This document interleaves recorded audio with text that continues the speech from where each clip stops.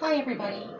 It's Lori from Bridges again, saying hi and wanting to share today another kind of tip for working with your child at home on some of the skills they may need to tackle right now.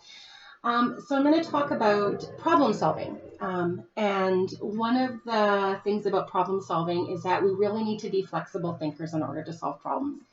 As adults, oftentimes we kind of come up with a solution and then we go to put that solution in place and find we've hit another roadblock. And we're able to switch gears and kind of think of another way to address that problem. And so part of what we need to do is help our kids be able to think the same way. So we want to start by talking about ways to kind of think flexibly and what that means. So sometimes we'll talk about all the different ways you can achieve a goal. So maybe I want to, I want to make spaghetti for supper. So what is I can look in the cupboard and see what I have. I can look in my fridge and see what I have. Maybe I need to go to the grocery store. So I might have to, think about that. I get to the grocery store if they don't have exactly what I want there. What are other solutions I could use? Maybe I'm not going to use spaghetti, but I'm going to use macaroni or fusilli or some other pasta. So you can see that we start to sort of talk about what are all the ways you can kind of come at a situation. So there are a few things that I'm going to suggest. The first is just coming up with scenarios, things that you either encounter in everyday life or your child encounters in everyday life, and talking about ways to solve those problems and all the different ways you could solve those problems. And one of the things that we tell kids is you don't have to solve them. So you can just not do it. So you can just say, I'm not going to do it. There's pros and cons to that, right? But you can, if let's say you want to play with your Xbox and your brother wants to play with the Xbox at the same time, and your solution is that he gives it to you, he doesn't like that solution, so that's not going to work. And you're mad about that. Your solution could be just walk away. Your solution could be, I'm going to stay mad, right?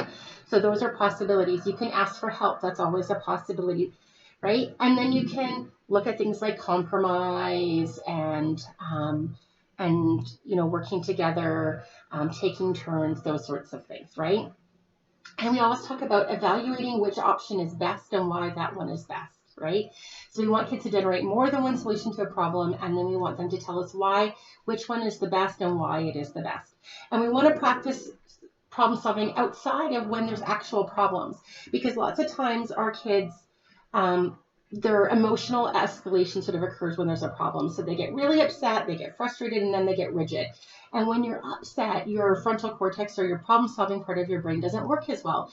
So then it's difficult for you to be able to really do a lot of teaching during that moment where you're in the problem.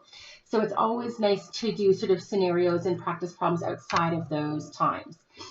The other thing you can do is create problems. And so sometimes we'll do things like some stuff I used to do with my son is I'd say, let's make a birthday card for your brother.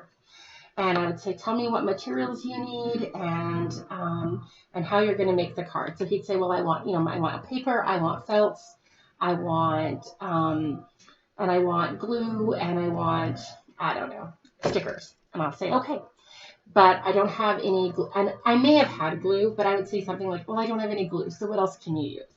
And he would have to come up with a different plan to make his card. So we sort of create or present problems that require them with some support to be able to come up with solutions. And that was an opportunity for him to just practice that flexible thinking, putting things into place that aren't working out the way he planned. So giving kids the opportunity to sort of practice in a safe environment how to generate a solution.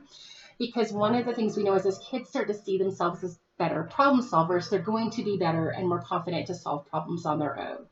So if we can provide them opportunities to solve problems in supported situations, they're going to build that skill. And that really leads to decreased frustration and calmer, better behaviors that are more positive, right? Because they know how to get through those moments. So those are some of the skills that are some of the strategies we can use for problem solving. But at the end of the day, remember, to be a good problem solver, you have to be a flexible thinker, and these are just ways that you can work on that. Thanks so much for taking the time to listen today. I was happy to be able to connect with everybody, and please stay connected and keep talking to us. We can't wait till we can get back to work and spend time with your kids again. Take care.